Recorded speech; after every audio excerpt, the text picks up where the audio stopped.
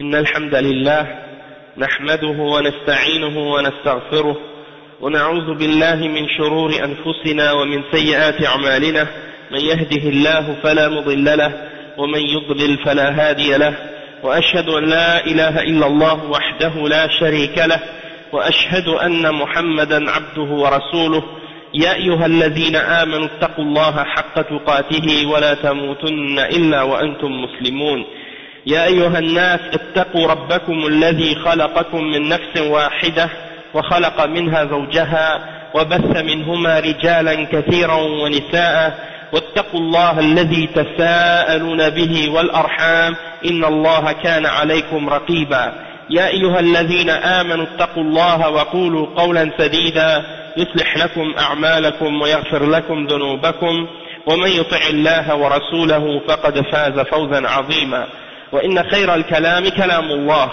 وخير الهدي هدي محمد صلى الله عليه وسلم وإن شر الأمور محدثاتها وكل محدثة بدعة وكل بدعة ضلالة وكل ضلالة في النار أما بعد. Donc aujourd'hui on commence le cours 23 dans l'explication de Al-Arba'oun al-Nawawiyya. Al-Hadith al-Hadi Ashar, c'est le hadith numéro 11, et donc on va traduire, on va lire le texte en arabe puis on va le traduire en français.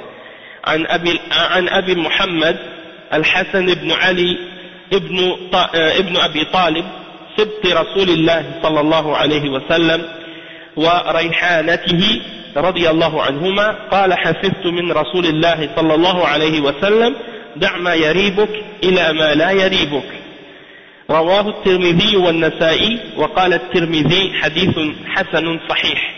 Donc ça c'est un hadith qui est court, hein, dans sa signification elle est grande, mais les mots qui sont utilisés dans le hadith sont peu, et le hadith il est court. Da' ma yaribuk ila ma la yaribuk. Tout le monde est capable de mémoriser ce hadith, hein? Da' ma yaribuk ila ma la yaribuk. Ok, donc c'est très facile. Le hadith il est rapporté selon Muhammad selon Abu Muhammad, sa kunya c'est Abu Muhammad, et c'est Al-Hassan ibn Ali ibn Abi Talib. Donc c'est Hassan, le fils d'Ali ibn Abi Talib. Ok, sa kunya c'est Abu Muhammad. C'est Sibti Rasulillah, c'est-à-dire c'est le petit-fils du messager d'Allah sallallahu alayhi wa sallam. Mais Sibt, comme on va l'expliquer tout à l'heure, c'est particulier. Et wa rayhanatihi, on va l'expliquer aussi. Et il dit que Al-Hassan il dit j'ai mémorisé parmi les paroles du messager d'Allah sallallahu alayhi wa sallam la parole suivante: Da' ma yaribuk ila ma la yaribuk, c'est-à-dire laisse tomber ce qui te fait douter et prends ce qui ne te fait pas douter. Laisse ce qui te fait douter et prends ce qui ne te fait pas douter, hein, la chose au sujet de laquelle tu as un doute, laisse-la. La chose que tu es certaine, prends celle-là. Et on va expliquer en détail ce que ça signifie ce hadith. C'est rapporté par At-Tirmidhi et An-Nasa'i, et l'imam An-Nasa'i il a dit que c'est un hadith hasanun sahih. At-Tirmidhi, qu'est-ce que j'ai dit? An-Nasa'i? C'est rapporté par At-Tirmidhi et il a dit que c'est hasanun sahih. Oui, et An-Nasa'i aussi. Oui. Mais At-Tirmidhi en particulier il a dit que c'est hasanun sahih. وهذا الحديث عن الحسن ابن علي ابن أبي طالب رضي الله عنهما والحسن والحسين ابن فاطمة بنت الرسول صلى الله عليه وسلم ولهذا قال سبط الرسول صلى الله عليه وسلم. السبط معناه ابن البنت، أما الحفيد فمعناه ابن الابن. Donc le cheikh il dit que c'est un hadith rapporté par le petit-fils du prophète sallallahu alayhi wa sallam, Al-Hassan, son nom c'est Hassan, le fils d'Ali, le fils de Abi Talib, radiyallahu anhuma. Et il y a les deux fils d'Ali, il y a Al-Hassan et il y a Al-Hussein. Et ils sont les deux fils de Fatima, la fille du prophète Muhammad sallallahu alayhi wa sallam. C'est pour ça que dans le hadith, il est dit qu'il est Sibtir Rasul sallallahu alayhi wa sallam. Et As-Sibt, ça veut dire le fils de la fille. Hein, le fils de la fille. tandis que Al-Hafid, c'est le fils du fils. D'accord? Donc, quand on dit, nous, le petit-fils, hein, ça veut dire, le petit-fils, c'est-à-dire, toi, tu as un fils, et ton fils, il a un fils. Donc, toi, tu es son grand-père. Tu vois? Donc, c'est ça, en fait. Le prophète, sallallahu, il est le grand-père de Al-Hassan. Et si, en arabe, on dit, si c'est le fils de la fille, donc si c'est le fils de ta fille, on va dire que c'est As-Sibt. Wa alaykum salam wa rahmatullah. Mais si c'est le fils de ton fils, là tu vas l'appeler Hafid en arabe. D'accord? C'est ça la différence. Donc en arabe on fait la différence, il y a un mot spécifique pour le fils de la fille, puis il y a un mot spécifique pour le fils du fils. قوله وريحانته أي ريحانة الرسول صلى الله عليه وسلم. والريحانة هي الزهرة التي لها رائحة طيبة. Rayhana, comme le cheikh l'explique, Rayhanatul Rasoul, ça veut dire c'est comme la rose ou la fleur qui a une belle odeur. Hein, donc il compare Al-Hassan à une fleur et il dit c'est comme la fleur du prophète Muhammad sallallahu alayhi wa sallam. فهذا وصف للحسن رضي الله عنه لأنه طيب وجمله الله عز وجل في خلقه وفي خلقه رضي الله عنه. وقال عنه الرسول صلى الله عليه وسلم إن ابني هذا سيد سيصلح الله به بين طائفتين من المؤمنين. ووصفه بأنه سيد من السيد معناه الرئيس والمعظم وذو القدر والمكانة، وهو كذلك رضي الله عنه لأنه من بيت النبوة ولأنه في نفسه طيب الخلق وطيب الدين وطيب الأعمال، ومن مزاياه ما جراه على يده مما أخبر به الرسول صلى الله عليه وسلم من حقن دماء المسلمين لما بويع بالخلافة بعد مقتل أبيه علي رضي الله عنه. وكان معاوية رضي الله عنه مع أهل الشام في حرب مع علي ومن كان معه، قامت حرب بين طائفتين عظيمتين من المسلمين، وطائفة يتزعمها علي رضي الله عنه وطائفة يتزعمها معاوية رضي الله عنه بسبب مقتل عثمان. فقد فتح مقتل عثمان رضي الله عنه على المسلمين بابا لا يزال إلى الآن والمسلمون يعانون منه، وهو باب الفتنة والعياذ بالله. فلما رأى الحسن رضي الله عنه أن الأمر على هذا الشكل وأن الحرب قائمة بين المسلمين تنازل عن الخلافة لمعاوية رضي الله عنه لأجل حقن الدماء. وسمي هذا العام عام الجماعة لأن المسلمين اجتمعوا فيه، وهذا بفضل الله ثم بفضل الحسن رضي الله عنه، فتحققت فيه بشارة الرسول صلى الله عليه وسلم. Donc, pourquoi on le décrit dans ce hadith comme étant Rayhanatul Rasul sallallahu alayhi wa sallam, c'est-à-dire la fleur qui a une bonne odeur, hein, la fleur du messager sallallahu alayhi wa sallam, c'est parce qu'il est bon en lui-même. Al-Hassan, c'était quelqu'un qui avait une belle, Allah subhanahu wa ta'ala lui a donné une belle apparence, et en même temps c'est une personne qui était une bonne personne. Allah subhanahu wa ta'ala l'a embelli, et en même temps lui a donné un bon khuluq, un bon comportement, et l'a bien créé également physiquement. Et donc à cause de ça, il est décrit de cette manière. Et le messager d'Allah sallallahu alayhi wa sallam a dit à son sujet que ce petit-fils là, mon petit-fils, Allah subhanahu wa ta'ala va faire en sorte que premièrement il a dit ce petit-fils là, c'est mon petit-fils, il sera sayyid, c'est-à-dire il va être un des chefs ou un des dirigeants parmi les musulmans, et il va réconcilier deux grands groupes parmi ma umma. Il va réconcilier deux grands groupes parmi les musulmans, parmi les croyants. Et donc le prophète sallallahu alayhi wa sallam l'a décrit comme étant un sayyid, et un sayyid, la signification de ce mot-là en arabe, c'est ar-ra'is, celui qui est le chef, qui a la tête de quelque chose et qui est respecté, qui a un respect et un statut, une position d'importance. وهو كذلك, et il est ainsi, Al-Hassan, il a ce statut-là et il a cette importance-là. لأنه, parce qu'il est de la maison du prophète Muhammad sallallahu alayhi wa sallam, il sort de la famille du prophète Muhammad sallallahu alayhi wa sallam, et parce qu'il est bon en lui-même, et il a un bon comportement, et il a une bonne religion, il pratique bien sa religion, et il a fait de bonnes œuvres. Et parmi les choses qu'il a fait, qui le distinguent, et parmi ses bonnes caractéristiques, c'est que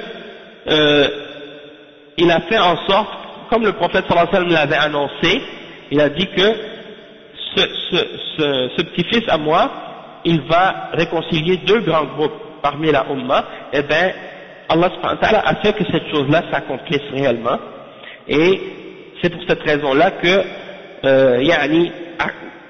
par la grâce d'Allah subhanahu wa ta'ala, puis ensuite par la grâce de Al-Hassan, eh bien il y a eu justement cette réconciliation là entre les deux groupes. Comme le prophète sallallahu alayhi wa sallam avait dit, et à cause de lui, ou bien par la suite, le sang des musulmans a été protégé. Le sang des musulmans a été protégé. Parce que son père a été tué, Ali, radiyallahu anhu. C'est lui qui avait reçu la khilafa. On lui avait donné la bay'a pour qu'il soit le khalifa, puis il a été tué.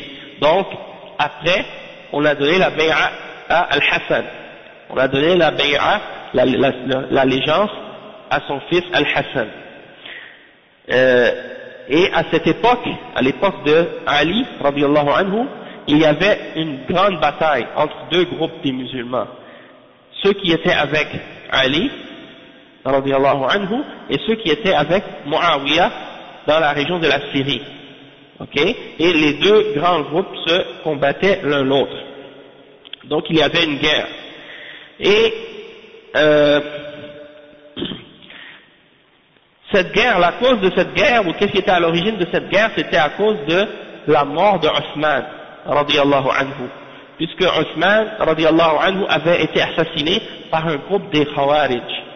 Et donc, Muawiyah, radiyallahu anhu, demandait que la peine soit appliquée sur les responsables et sur les coupables de ce crime et de ce meurtre.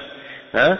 Et il y avait un désaccord justement là-dessus entre Muawiyah et Ali. Ali, il disait que c'était mieux d'attendre, d'établir le khilafa, et après ça, de punir ceux qui étaient responsables à ce sujet-là. Puis finalement ça a dégénéré, puis à cause des gens de fitna, ça s'est développé par la suite de façon à ce qu'il y ait eu une guerre entre ces deux groupes-là. Mais qu'est-ce qui est arrivé par la suite, c'est que Al-Hassan, lorsqu'il a reçu la bay'a pour l'allégeance pour devenir le khalifa, qu'est-ce qu'il a fait? Il a décidé de lui-même de donner la place à Muawiyah, radiyallahu anhu. Donc, pour éviter la fitna, pour réconcilier les musulmans, pour faire cesser les batailles, pour faire cesser que le sang des musulmans coule, il a accepté de descendre de sa position de khalifa et de donner cette position-là à Muawiyah radiyallahu anhu.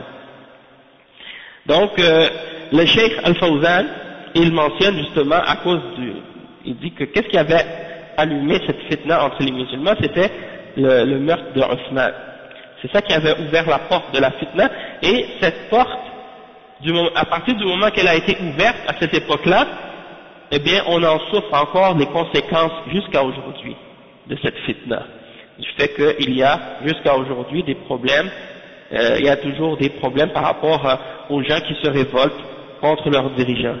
Ceux qui ont ouvert cette porte à l'époque de Muawiyah, à l'époque de Uthman, les Khawarij, et c'est toujours eux jusqu'à aujourd'hui qui continuent cette fitna et qui continuent à faire des problèmes justement par rapport au pouvoir et par rapport aux dirigeants. Donc Al-Hassan, lorsqu'il a vu que la situation était telle qu'on l'a décrit, eh bien il a décidé de faire quelque chose pour stopper tout ça, et il a fait en sorte que les deux groupes se réunissent, et il a donné le khilafa à Muawiyah radiyallahu anhu. Donc, on voit comment l'annonce du prophète Mohammed sallallahu alayhi wa sallam s'est exécutée et comment elle s'est produite, telle que le prophète sallallahu alayhi wa sallam l'avait annoncé. قال وحفظت من رسول الله صلى الله عليه وسلم دع ما يريبك إلى ما لا يريبك. دع يعني اترك، ما يريبك يعني ما تشك فيه من الريب وهو الشك، إلى ما لا يريبك إلى الشيء الذي لا شك فيه. فإذا كان عندك أمران أحدهما مشكوك فيه والثاني ليس فيه شك تأخذ الذي ليس فيه شك، وهذا مثل قوله صلى الله عليه وسلم فيما سبق فمن اتقى الشبهات فقد استبرأ لدينه وعرضه. Donc le cheikh il explique ensuite, il dit que Al-Hassan il a dit qu'il a entendu le messager d'Allah sallallahu alayhi wa sallam expliquer que il a entendu que le messager d'Allah sallallahu alayhi wa sallam a dit, et parmi ce que j'ai mémorisé les paroles du messager d'Allah sallallahu alayhi wa sallam, da' ma yaribuk ila ma la yaribuk. Da' en arabe ça veut dire laisse, abandonne, laisse tomber. Ma yaribuk ça vient du doute, ar-rayb.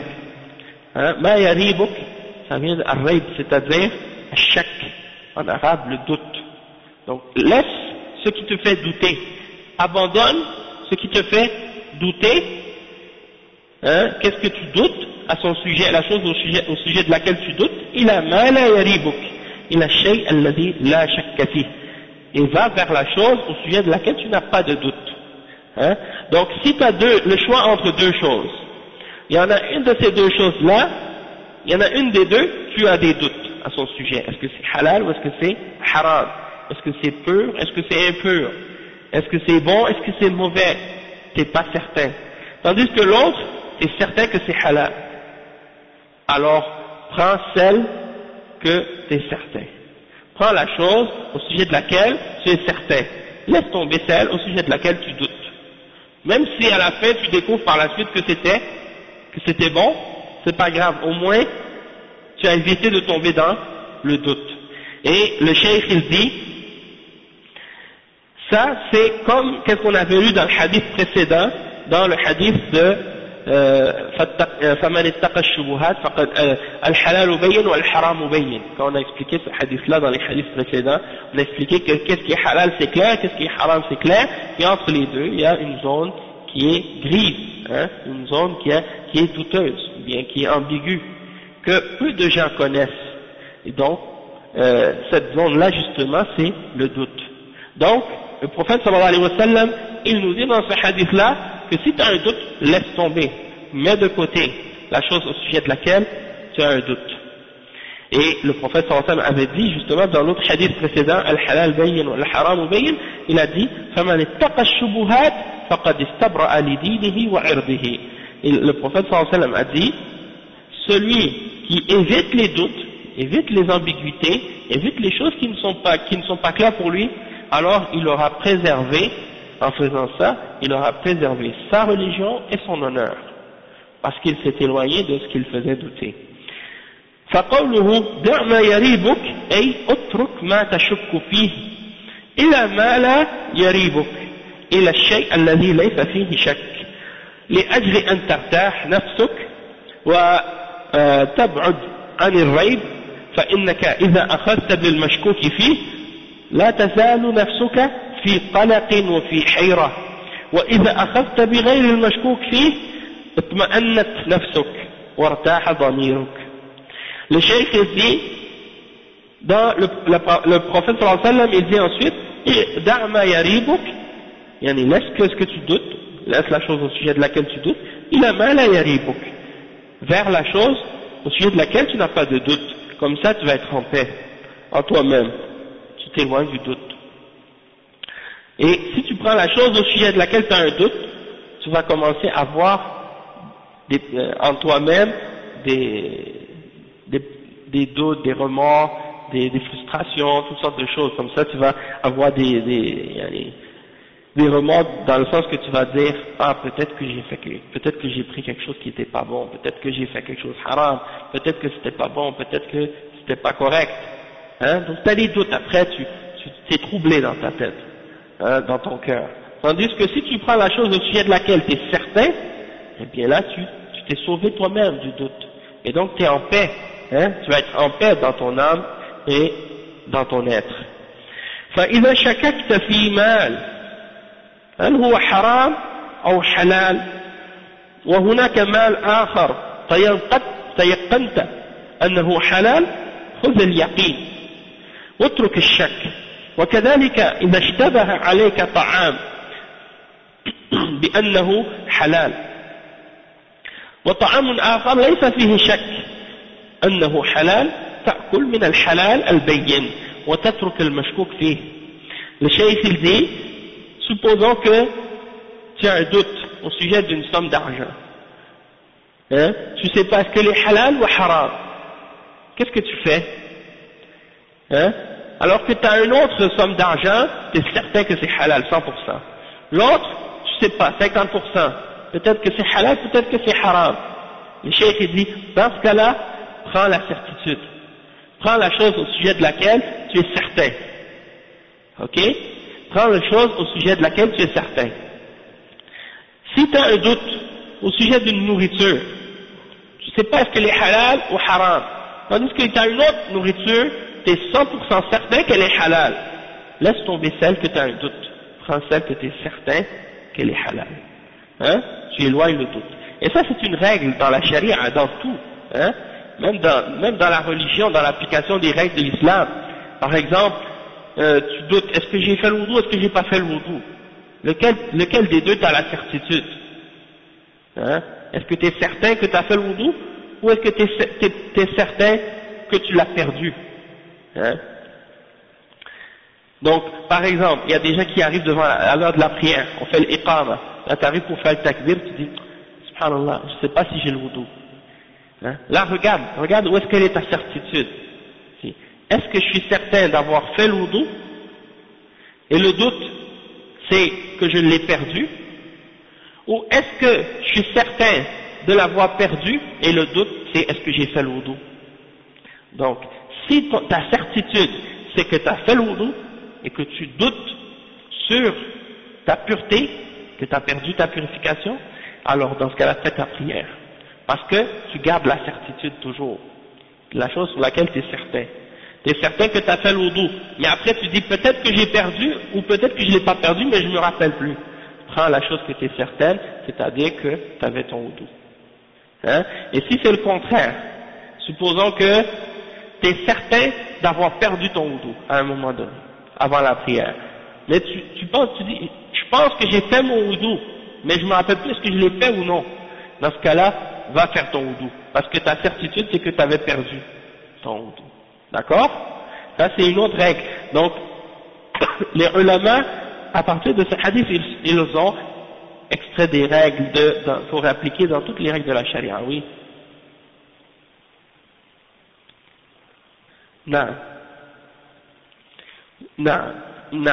Muawiyah radiallahu anhu, le fils de Abu Sufyan radiallahu anhu, c'est un des sahaba du prophète Muhammad sallallahu alayhi wa sallam. C'est un parmi les sahaba qui ont écrit la révélation, qui ont écrit le Coran. C'est on dit l'oncle des musulmans. Pourquoi? Parce que sa sœur était mariée avec le prophète Muhammad sallallahu alayhi wa sallam, Habiba. Hein? Et également, il est un des premiers, on dit c'est le premier roi de l'islam. C'est le premier roi de l'islam. Et aussi, c'est lui le premier qui a organisé ou qui a fait faire une flotte navale pour faire le djihad sur la mer. Hein? Radiyallahu anhu. Donc, il a beaucoup de fada'il, il y a beaucoup de mérites. Oui, le prophète sallallahu alayhi wa sallam a dit que celui qui fait faire le djihad sur la mer, il a le double de la récompense que celui qui fait sur la terre. Et non. Donc, il a eu cette récompense-là. Oui, les musulmans, quand ils ont commencé étendre le territoire de l'islam, ils ont commencé à faire des flottes navales, puis à s'étendre par la Méditerranée, puis un peu partout comme ça. Ils ont attaqué, ils se sont fait attaquer comme les autres. À un moment donné, toute la Méditerranée appartenait aux musulmans. Il n'y a pas un bateau qui non, il n'y a pas toutes les îles qui étaient dans la Méditerranée avaient été prises par les musulmans. Et non, pas les Algériens seulement, c'est tous les musulmans qui étaient là à l'Empire ottoman à l'époque. Hein, les Européens ne pouvaient pas passer pour aller en Inde sans donner la jizya par cette voie-là. Donc, à cause des musulmans, ils étaient obligés de faire le tour, et c'est une des raisons pourquoi ils ont dû chercher un autre chemin, puis par hasard ils sont tombés sur l'Amérique. Ils pensaient qu'ils étaient en Inde. Bon, je pense que vous connaissez l'histoire de ce sujet-là. Sur ça, ils ont appelé les Indiens ici. Bon, puis par rapport à ça, j'avais un petit point que je voulais mentionner. Non, ça, ceux qui disent ça, c'est ceux qui disent que les rois, ça n'a rien à voir avec l'islam, c'est parce qu'ils comprennent pas l'islam. Ils n'ont pas compris. Sinon, pourquoi il y a des rois depuis l'époque des Sahaba? Et la preuve, Muawiyah, radiyallahu anhu, c'est un Sahabi, il était le premier roi. Soufiane. Et il y a beaucoup de gens de bid'a qui critiquent Muawiyah, et c'est pour ça que les Sahaba ont dit que Muawiyah c'est la porte des Sahaba, hein, le voile des Sahaba. Si quelqu'un s'attaque à lui, alors c'est comme si il peut s'attaquer à n'importe quel autre par la suite. Il y a beaucoup de gens de bid'a, même parmi les Irwan, même Saïd Qutb, il a dit des critiques contre Muawiyah, il l'a insulté, des choses comme ça, graves. Alhamdulillah. Les gens qui disent ça, qui disent des choses comme ça, c'est parce que ils appellent à la démocratie. Ok? Puis, ils veulent critiquer, les rois qui sont au pouvoir dans les pays musulmans. À cause de ça, ils critiquent, le fait que dans certains pays, il y a des rois. Il y a rien qui interdit ça dans l'islam. Parce que il y a eu des différences, entre, peut-être par rapport aux 4 premiers khulafas. Et, par la suite, qu'est-ce qui s'est passé? Donc, il est pas calculé parmi les khulafas rachidin, les 4 khulafas rachidin. Donc, ça c'est des choses au sujet desquelles les Shia aiment attaquer, les Sahaba et attaquer les Khulafa Rashidin. Ils font même le takfir des Sahaba. Donc c'est très, très dangereux. Ces gens-là, qu'est-ce qu'ils font? Donc, le cheikh il dit ensuite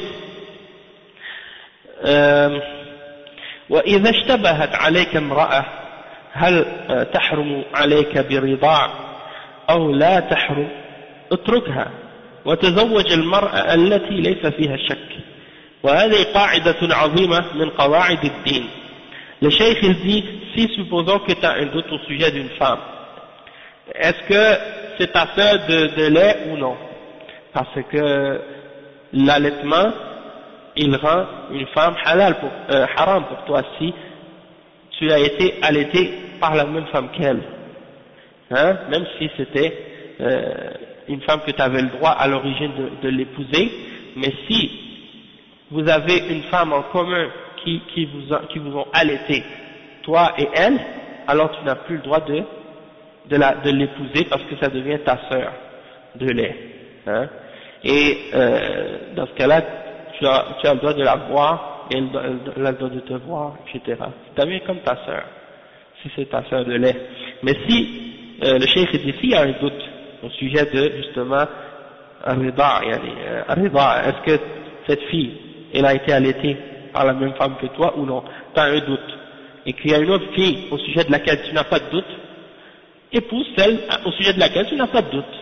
Comme ça tu t'es épargné, tu t'es sauvé d'un problème, hein? Parce que si tu l'épouses l'autre et que tu as un doute à son sujet, que c'est ta sœur de lait, et que tu découvres par la suite que oui, c'était effectivement ta tasse de lait, ça va causer des problèmes. Hein? Donc pour éviter les problèmes, tu prends celle au sujet de laquelle tu n'as pas de doute. Et ça, c'est une règle parmi les grandes règles de la religion. Donc on a fini d'expliquer le hadith 11, maintenant on rentre dans le hadith numéro 12. Et ça aussi c'est un hadith qui est court, c'est un hadith, on va le lire en arabe, عن أبي هريرة رضي الله عنه قال قال رسول الله صلى الله عليه وسلم من حسن إسلام المرء تركه ما لا يعنيه حديث حسن رواه الترمذي وغيره هكذا. Donc, c'est un hadith qui est rapporté selon Abu Huraira, radiyallahu anhu.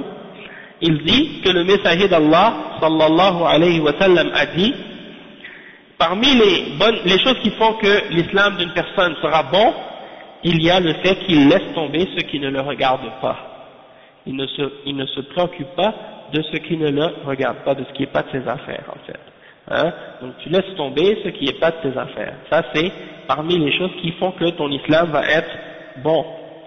Et c'est rapporté, comme on l'a dit, c'est un hadith Hassan rapporté par At-Tirmidhi et d'autres. De cette façon, les autres c'est Ibn Majah et Ibn Hibban. Donc, le Cheikh Al-Fawzan, il explique ce hadith. Il dit, وهذا الحديث رواه الترمذي وغيره وقال حديث حسن والحديث الحسن هو ما دون مرتبة الصحيح وبعض العلماء يدخله في الصحيح ويجعله مما يحتج به ولكن الصحيح أرفع منه من حيث ضبط الراوي أما الحسن فقد يكون في راويه خفة الضبط وهذا ينزله عن مرتبة الصحيح وإلا فهو نوع من الصحيح وبعده الحديث الضعيف.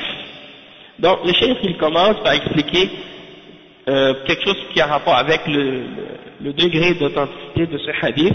Il dit qu'il est rapporté par At-Tirmidhi et d'autres, comme on a mentionné, puis qu'il est Hassan. Et le hadith qui est Hassan, c'est un degré en dessous du degré du hadith Sahih, c'est-à-dire du hadith authentique. Donc Al-Hassan, ça veut dire le hadith qui est bon, ok? Et c'est un degré qui est acceptable parmi les degrés d'authenticité du hadith. Le cheikh il dit que certains ulama le font même rentrer dans la catégorie du hadith sahih, sauf que le sahih il est plus élevé, hein, c'est un degré plus élevé d'authenticité. Et il est considéré comme une preuve, il l'utilise comme une preuve dans la charia, le hadith Hassan. Donc, ils disent que le hadith qui est sahih, il est plus élevé dans le sens que les narrateurs qui l'ont transmis ont une mémoire plus ferme, ok? Tandis que les narrateurs du hadith Hassan ont une mémoire qui est un peu moins ferme, d'accord? Toutefois, il reste toujours dans une catégorie qui le rend acceptable. Donc, c'est une des catégories de hadith authentique. Et après le hadith Hassan, il y a le hadith qui est faible. Après le Hassan, si c'est en bas du Hassan, ça veut dire que c'est daïf. Dans ce cas-là, c'est un hadith qui est faible, qui ne peut pas être accepté dans ce cas-là. Le cheikh il dit ensuite, وقوله من حسن إسلام المرء أي من تمام دينه فدل على أن الدين يكون تاما ويكون ناقصا بحسب تصرفات صاحبه والمسلم يهتم بإكمال دينه ويحذر مما ينقصه. Il y a beaucoup de hadiths du prophète Mohammed sallallahu alayhi wa sallam qui commencent par cette formule-là, min husni islam al-mar. Hein? Et ça veut dire quoi? Ça veut dire parmi les choses qui font que l'islam d'une personne sera bon, et c'est des choses qui améliorent ton islam, des choses qui font que ton islam devienne meilleur, qu'il devienne bon. Ok? Et parmi les choses parmi les hadiths qui commencent par cette formule, il y a ces hadiths qui disent que il y a le fait de se mêler de ses affaires ou de ne pas rentrer dans ce qui ne nous concerne pas. Et donc le cheikh il explique au sujet du fait que le prophète sallallahu alayhi wa sallam a dit que il y a des choses qui peuvent améliorer notre islam, ça veut dire parmi les choses qui complètent notre religion. Et ça vient expliquer, ou clarifier, le fait que cette religion-là, elle peut être complétée, et qu'elle peut aussi être diminuée. C'est-à-dire que la religion, c'est pas un bloc unique, que si tu en perds une partie, tu perds le tout. Non, ton islam, il peut être complet, et peut aussi être défaillant, ou déficient. Et donc, ça en même temps, c'est une réponse à ceux qui disent, par exemple, comme il y en a qui disent, mais si une femme ne porte pas le hijab, elle n'est pas moins musulmane que l'autre qui porte le hijab. J'ai entendu des prêcheurs islamiques qui disent ça. C'est pas parce qu'une femme ne porte pas le hijab qu'elle est moins musulmane que l'autre. Et j'ai posé la question à ce sujet-là au cheikh Salah Ismail Al-Mundakar une fois au téléphone, je l'ai téléphoné, et j'ai posé la question à ce sujet-là. Il m'a dit non, on dit pas est-ce que quelqu'un est moins musulman ou plus musulman, parce que il dit, qu'est-ce qu'on dit, c'est que cette personne-là, elle a un meilleur islam, la personne qui obéit à Allah, qui respecte les règles de la religion, elle a un meilleur islam que la personne qui ne l'applique pas cette règle-là, puisque l'islam, plus tu l'appliques, plus tu le pratiques, plus ton islam est meilleur, et moins tu le pratiques, moins tu l'appliques, moins ton islam est complet. C'est la même chose pour la foi. La foi, elle a 70 branches, 70 et quelques branches.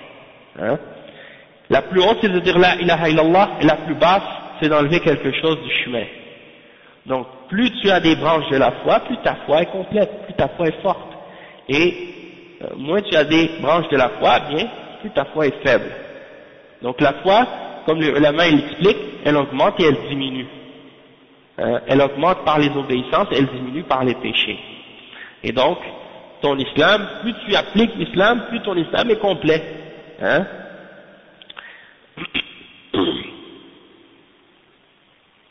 Il y a des livres écrits par les ulama qui font une tentative d'énumération des branches de la foi. Toutefois, c'est une chose qui a été faite par, disons, ijtihad. L'imam al-Bayhaqi, il a un livre qui s'appelle Shu'ab al-Iman. Mais il a essayé d'énumérer un nombre de bonnes œuvres qui font partie des branches de la foi. Puis il en a énuméré plusieurs. Sauf que, il faut bien comprendre que c'est un effort humain d'interprétation. Ça ne veut pas dire que c'est ces 70-là qui sont exactement ou nécessairement les branches de la foi. D'accord? Et donc c'est ça. Donc la foi ou l'islam d'une personne, elle peut être complète comme elle peut être déficiente selon les comportements de la personne. Et le musulman, il doit se forcer et se préoccuper d'essayer le plus possible de faire que sa religion soit complète et d'éviter tout ce qui peut faire diminuer son islam. Et donc, c'est étrange de voir des prêcheurs qui encouragent pas les gens à compléter leur islam. Au contraire, c'est comme si on dirait qu'ils essaient de donner de la confiance à ceux justement qui ne complètent pas leur islam, pour leur dire que, peu importe, même s'ils n'ont pas fait ce qu'Allah leur demande, ils sont quand même des bons musulmans. C'est pas à nous de dire qu'ils sont pas des bons musulmans. Au contraire, il faut leur expliquer que de ne pas appliquer les règles d'Allah, c'est quelque chose qui diminue leur islam et qu'ils doivent faire des efforts pour compléter leur islam, puis faire les choses que Allah leur ordonne de faire pour devenir les meilleurs musulmans. Et d'encourager les musulmans qui pratiquent l'islam à essayer de faire encore plus d'efforts pour devenir meilleurs. Oui, il y a des hadiths, mais là on ne peut pas rentrer dans ce sujet-là maintenant parce que c'est long, mais il y a des livres qui ont été traduits à ce sujet-là en français. Déjà, il y a dans le livre que j'ai écrit, j'ai traduit des paroles des ulama à ce sujet-là, l'islam ou l'intégrisme. J'ai expliqué des choses à ce sujet-là, puis aussi dans les preuves de l'interdiction de la mixité en islam, j'ai mentionné aussi les preuves de façon plus résumée. Donc si tu veux retourner après le dars, Inch'Allah, je te donnerai le lien pour le télécharger si tu veux, Inch'Allah. Donc le cheikh dit ensuite وقوله صلى الله عليه وسلم تركه ما لا يعنيه ومما ينقص دين الإنسان أنه يتدخل فيما ليس من شؤونه وما ليس من اختصاصه ولم يوكل إليه لا من ناحية الشرع ولا من ناحية الخلق والذي ينبغي على الإنسان أن يعتني بدينه ولا يعتني بما ليس له فيه فائدة أو ليس مكلفا بالبحث فيه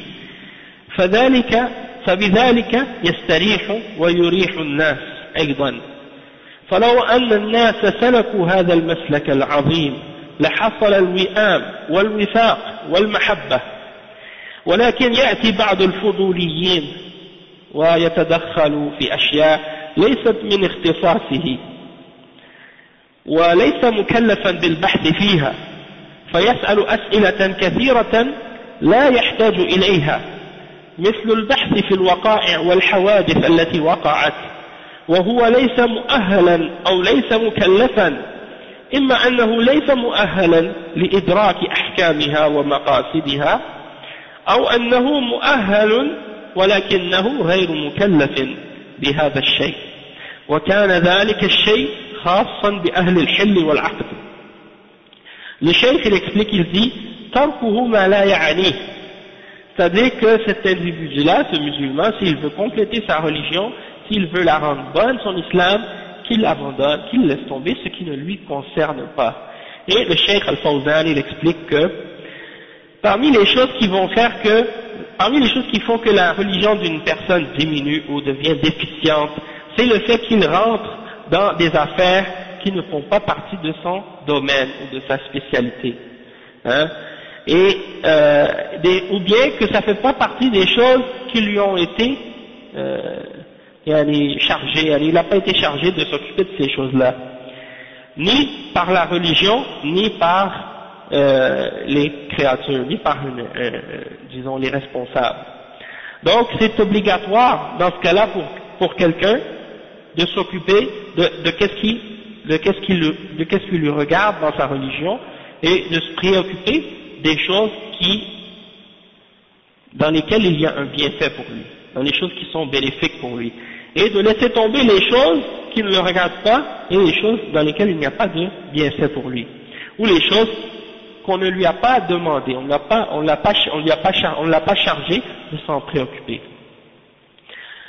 Ok, donc ça c'est des choses qui vont faire que si tu te mêles des choses qui ne te regardent pas, tu risques d'avoir des problèmes par la suite dans ta religion. Le cheikh il dit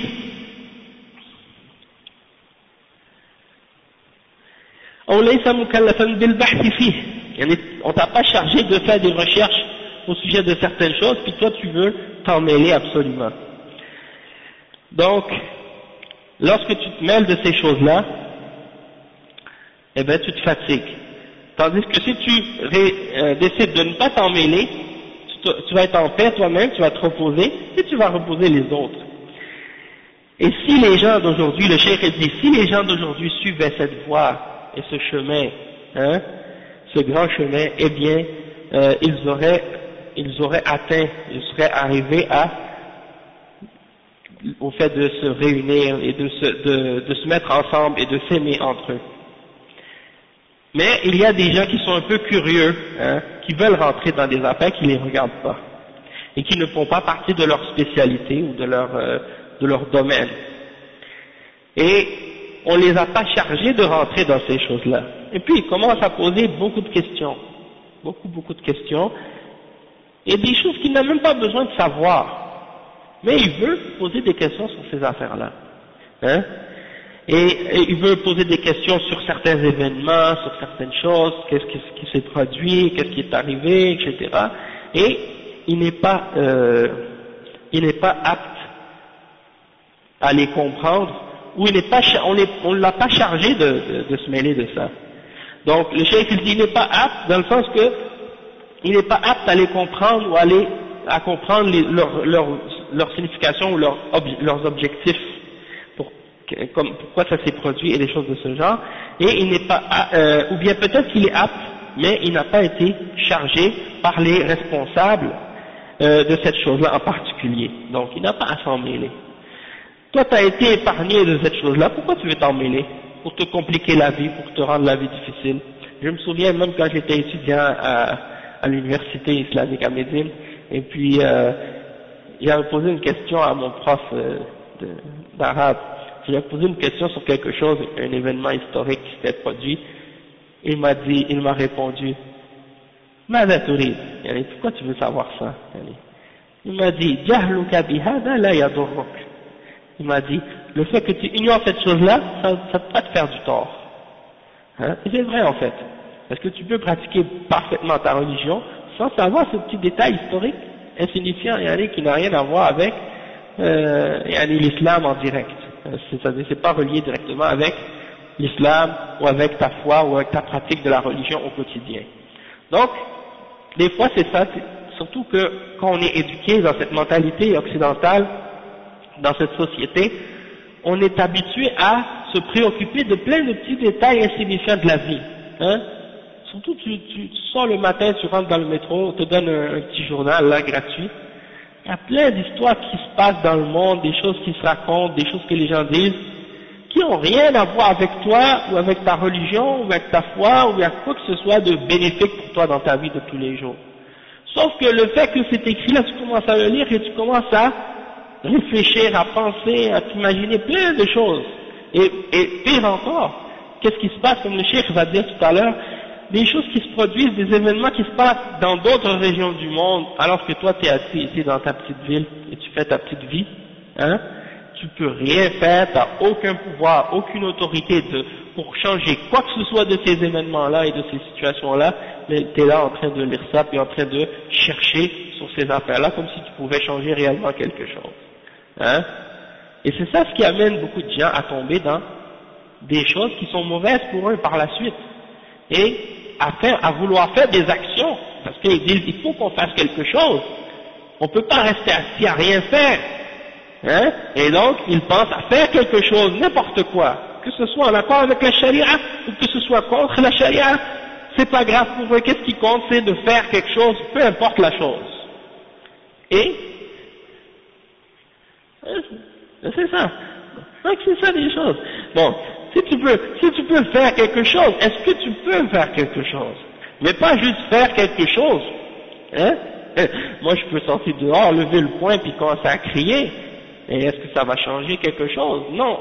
Donc quand on dit faire quelque chose qui va réellement améliorer la situation, régler les problèmes réellement dans la réalité et non pas juste dans les émotions, ou dans les sentiments, ou dans les sensationnels.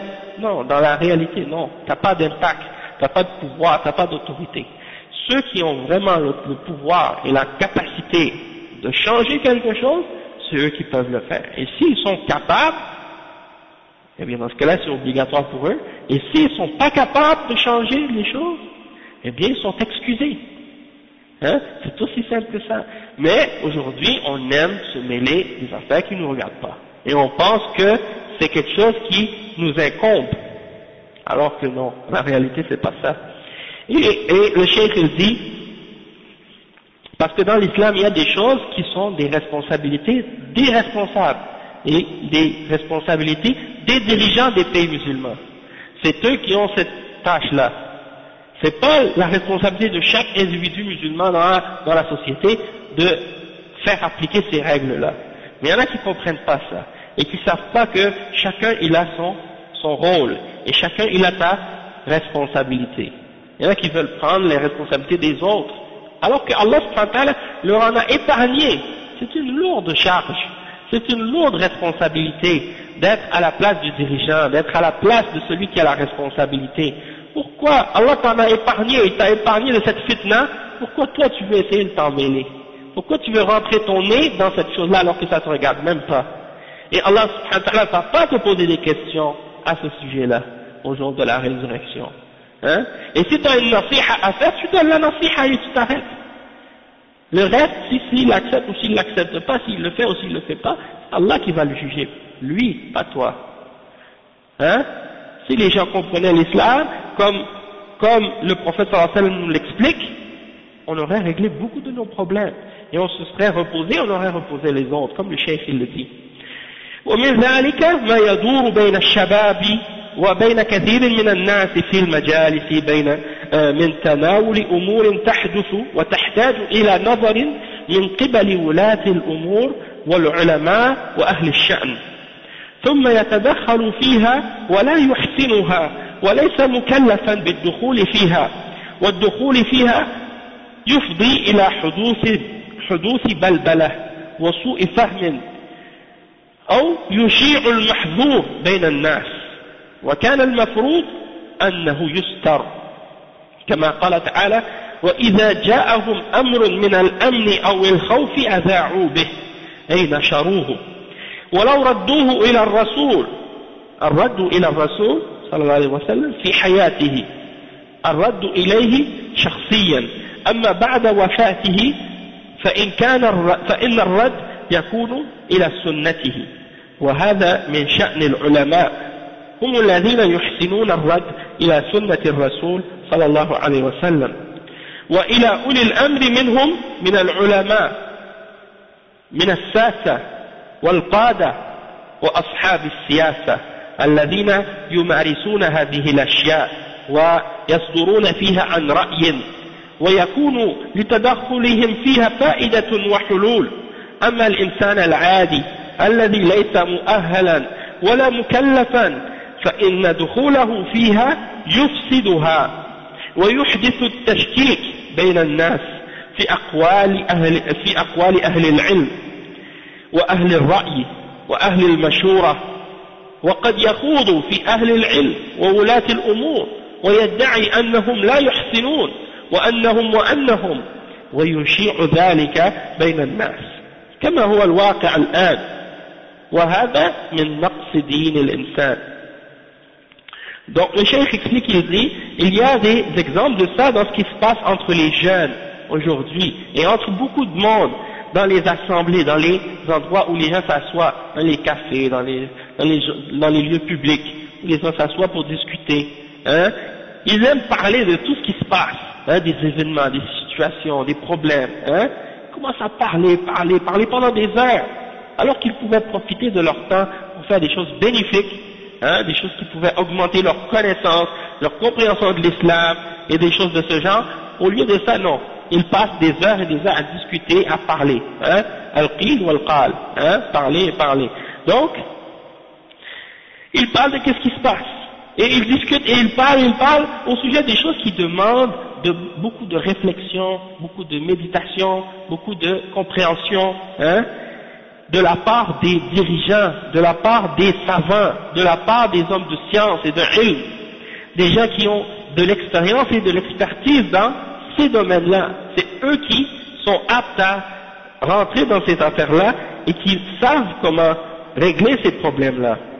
Tandis que celui qui rentre dans ces choses-là et qui ne les maîtrise pas, qui ne les connaît pas, et qui n'est pas chargé de rentrer dans ces choses-là, le fait qu'il rentre dans ces choses-là, qu'est-ce que ça va amener? Ça va amener des confusions, des problèmes, des discordes, des mauvaises compréhensions, et ça peut même amener des choses haram entre les gens par la suite.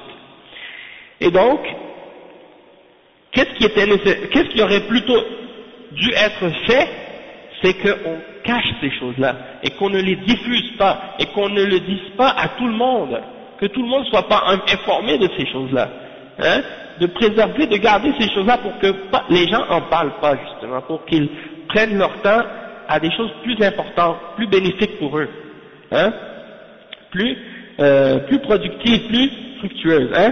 Et il mentionne le cheikh le verset 83 dans Surat An-Nisa, dans lequel Allah subhanahu wa ta'ala dit: et lorsque leur vient une nouvelle au sujet de la sécurité ou de la crainte, ils la diffusent. Lorsque leur vient une nouvelle au sujet de la sécurité ou de la crainte, ils la diffusent. Ils la propagent, cette nouvelle, comme font les médias aujourd'hui, comme font certains des gens parmi les musulmans qui diffusent tout ce qu'ils entendent dans les médias. Ils envoient ça dans les forums. Il y a des forums que tu vois, les gens de bid'a ou des hizbiyin, Leur forum, c'est que des annonces de qu'est-ce qui se passe dans les nouvelles. C'est que ça dans leur forum. Allah al-Musta'an. Hein, il y a des groupes comme ça à Montréal, et il y en a parmi eux qui sont même chargés par leur responsable de leur diamant, de leur hizb, de suivre tous les événements de l'actualité qui se passe dans le monde. Hein, et donc, ils ont beaucoup de temps à perdre au lieu d'étudier leur religion, ils font ça.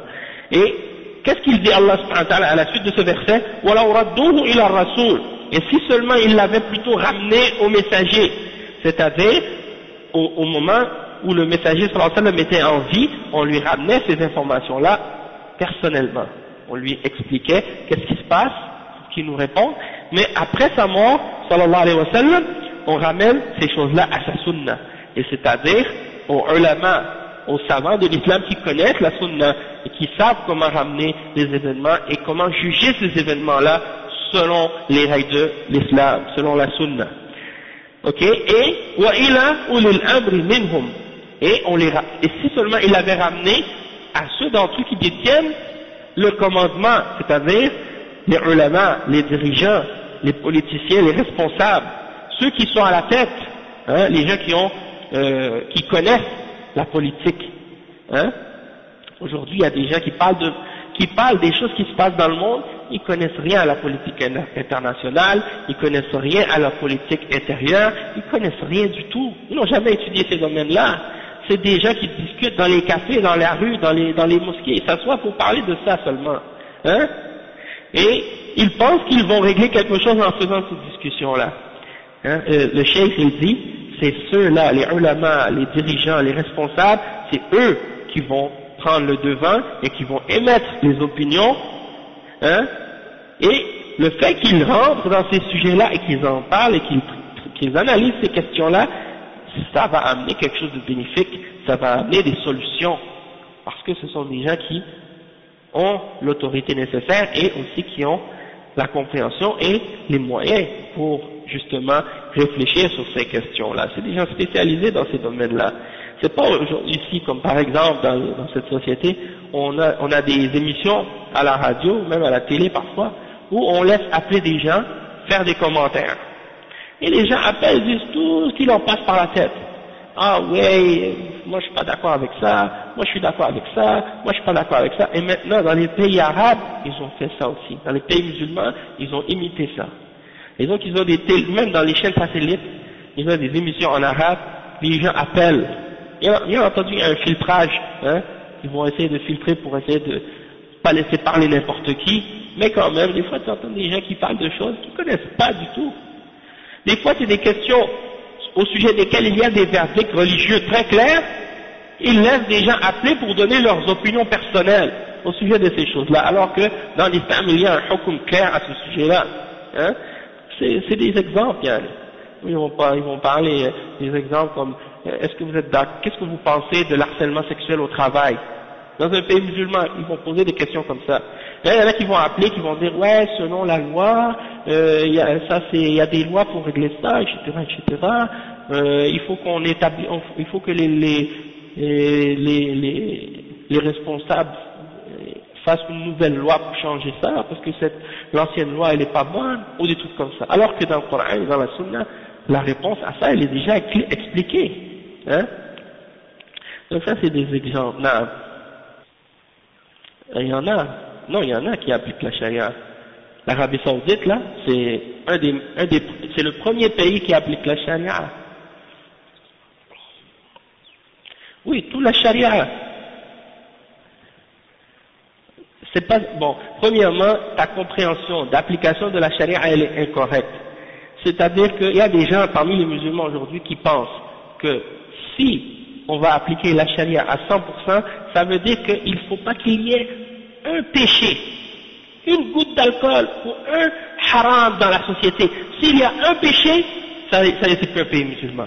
Ça c'est un pays de kufr. A'udhu billah. Ah non, oui. Ah non. Ça c'est, regardez. Le fait qu'il y ait des péchés dans un pays, qu'il y ait des banques de riba, ou qu'il y ait de l'alcool, ou qu'il y ait des choses haram, ça ne veut pas dire que la charia n'est pas appliquée, et ça ne veut pas dire que c'est pas un pays musulman. Il y a toujours eu ça à travers l'histoire des pays musulmans. Il y en a toujours eu des choses comme ça, des péchés dans les sociétés. Hein? Même, oui. Donc c'est pour ça qu'il faut comprendre que la charia, l'application de la charia, c'est que lorsque quelqu'un contredit la charia ou désobéit à Allah subhanahu wa ta'ala, on va appliquer la peine. On va couper la main du voleur, on va lapider celui qui fait le zina. Si quelqu'un est trouvé dans la rue, il est saoul ou il est ivre, on va appliquer sur lui la peine pour le fait qu'il est ivre. C'est ça, d'appliquer la charia. Mais ça ne veut pas dire qu'il n'y aura pas de péchés qui vont se produire. Tu comprends? Et si tu attends qu'il y ait un pays comme ça, parce que moi je te le dis jusqu'à maintenant, depuis le temps du prophète sallallahu alayhi wa sallam jusqu'à aujourd'hui, il n'y a jamais eu un pays où il y a eu 100% aucun péché. Toi tu parles, sinon tu parles d'une utopie ou tu parles du paradis sur terre, et ça n'existe pas. Tu comprends? Ça ne veut pas dire, regarde, va voir en Arabie Saoudite par exemple. Est-ce qu'il y a demande aux ulama, demande à n'importe qui, même dans la loi, est-ce que c'est écrit que l'alcool est permis? Non. Est-ce que les ulama ont dit que l'alcool est permis? Non. Est-ce qu'ils ont permis ça? Jamais. Tout ça c'est haram. Et tu vas en Arabie Saoudite, tu ne vas pas trouver nulle part où c'est vendu. S'il y en a qui le font entrer, ils le font entrer illégalement, ou bien ils le diffusent illégalement. C'est ça en cachette. C'est pas quelque chose qui se fait ouvertement. La charia est appliquée là-bas. Hein? Donc, je ne sais pas de quoi tu veux dire comme entre les chefs de tribus. Il y a des guerres entre les tribus là-bas. Ça, c'est des gros conflits. On va en revenir là-dessus. D'accord? On va revenir là-dessus. Parce que nous, on ne peut pas, comme ça, c'est un exemple des choses qu'on ne peut pas régler ici à Montréal. C'est bien, qu'est-ce qui est important? Je vais t'expliquer une chose, qu'est-ce qui est important, c'est de comprendre les principes et les règles. Maintenant, l'application de ces principes et de ces règles-là, c'est les ulama qui vont regarder là-dedans, et qui vont corriger s'il y a des choses à corriger, et qui vont donner le conseil s'il y a des conseils à donner. Mais nous, qu'est-ce qui est important à notre niveau, c'est de savoir qu'est-ce qui est correct et qu'est-ce qui n'est pas correct, qu'est-ce qui est islamique, qu'est-ce qui n'est pas islamique, qu'est-ce qui est en accord avec les règles de la charia et qu'est-ce qui n'est pas en accord avec les règles de la charia, et puis ça s'arrête là. D'accord? Maintenant, pour les détails de qu'est-ce qui se passe en Somalie, ça c'est assez compliqué. Mais c'est important de savoir que dans l'islam, il y a un manhaj à suivre, il y a des règles dans la charia qui nous expliquent quoi faire dans des situations. Si les frères là-bas, ils veulent savoir qu'est-ce qu'ils doivent faire et qu'est-ce qui est correct et qu'est-ce qui n'est pas correct dans ce qu'ils font, ils doivent retourner aux ulama et leur demander les verdicts au sujet de ce qu'ils font, pour que la chose soit clarifiée et pour que ceux qui contredisent le Coran et la Sunna reviennent à la vérité, et pour que ceux qui sont sur le haqq, eh bien ils continuent sur le haqq. Mais si on ne sait pas, on doit se taire, on ne doit pas parler des choses qu'on ne connaît pas. Hein? Donc, le cheikh il dit, un individu ordinaire qui n'est pas apte, qui n'a pas été chargé de ces choses-là, il ne doit pas rentrer dans ces choses-là, parce que s'il rentre dans ces discussions ou dans ces sujets-là, il va faire plus de mal que de bien, il va faire plus de tort que de bien, et il n'a pas été chargé de ces choses-là. Donc il va mettre des doutes dans la tête des gens, il va mettre des doutes dans la tête des gens au sujet des paroles des ulama, au sujet des gens qui sont au pouvoir, au sujet des gens de la mashura. Il va commencer à patauger, à discuter dans des questions qui concernent les savants et qui concernent les responsables, les dirigeants. Et parfois même, il va prétendre que lui comprend mieux qu'est-ce qui se passe et qu'est-ce qu'il doit faire. Et donc, c'est ça ce qui se passe entre les gens aujourd'hui. Et comme le cheikh dit, c'est ce qui se passe maintenant. Les gens, ils discutent, ils parlent, ils pensent qu'ils comprennent mieux que ceux qui sont au pouvoir, ils pensent qu'ils comprennent mieux que les savants de l'islam, et ça fait partie d'une défaillance dans la religion de l'individu. فيجب على الإنسان أن يخاف على دينه فلا يدخل في شيء ليس من ورائه مصلحة ولا له ولا لغيره بل يكون مفسدة. فعلى المسلم أن يتذكر هذا الحديث وأن يجعله منهاجا له في حياته، فما كان يعنيه وهو مكلف به ويحسن الدخول فيه ويترتب على دخوله فيه منفعة فعليه أن يتدخل. وما كان لا يحسن ولا يجدي دخوله فيه وليس مكلفا أن يدخل فيه وليس من شؤونه فعليه تجنبه. وإذا كان يريد خيرا فإنه يبلغ المسؤولين وأهل العلم بما يحدث وبما يلتمس له الحلول فيكون مجرد ناصح لله ولكتابه ولرسوله ولأئمة المسلمين وعامتهم ويرد الأمور إلى أهلها. قال تعالى ولو ردوه إلى الرسول وأولي الأمر منهم لعلمه الذين يستنبطونه منهم فيرد الأمر إلى أهله أما هو فلا يتدخل فيه بحكم وهو ليس من شؤونه وليس لتدخله فيه فائدة. Donc le cheikh il dit donc quelqu'un doit craindre pour sa religion, il ne veut pas rentrer dans quelque chose et puis derrière cette chose là il n'y a aucun bienfait pour lui dans sa religion, ni pour lui-même ni pour les autres, et peut-être même qu'il y a un mal pour lui, un méfait pour lui là-dedans. Donc le musulman il doit se rappeler tout le temps de ce hadith, min husn islam al-mar' tarkuhu ma la ya'ni. Et il dit, et ils doivent prendre ce hadith-là et en faire une voie, en faire un manhaj pour lui dans sa vie. Tout ce qui ne le concerne pas, il s'en occupe pas. وهو مكلف به. فما كان يعنيه, qu'est-ce qui te concerne, qu'est-ce que tu es chargé de faire, qu'est-ce que tu es garant, la chose au sujet de laquelle tu es garant, eh bien, tu t'en préoccupes et tu le fais. Si tu sais que tu vas maîtriser cette chose-là, tu vas rentrer dedans, tu vas amener du bien. Le fait que tu vas t'en occuper, que tu vas te mêler de cette chose-là, ça va amener un point ou quelque chose de bénéfique, quelque chose de positif. Alors dans ce cas-là, oui, tu peux t'en mêler parce que tu le maîtrises. Parce que le fait que tu rentres dans ce sujet ou dans cette question, tu vas apporter quelque chose de bien, tu vas apporter quelque chose de bénéfique. Mais si c'est le contraire, si c'est quelque chose que tu maîtrises pas, si c'est quelque chose que tu connais pas, tu rentres pas dedans. Si c'est quelque chose que tu n'es pas chargé ou qualifié de faire, tu rentres pas dedans. Ça ne fait pas partie des choses qui te concernent. Donc, écarte-toi-en. Et si tu veux le bien, va le transmettre aux dirigeants et aux responsables.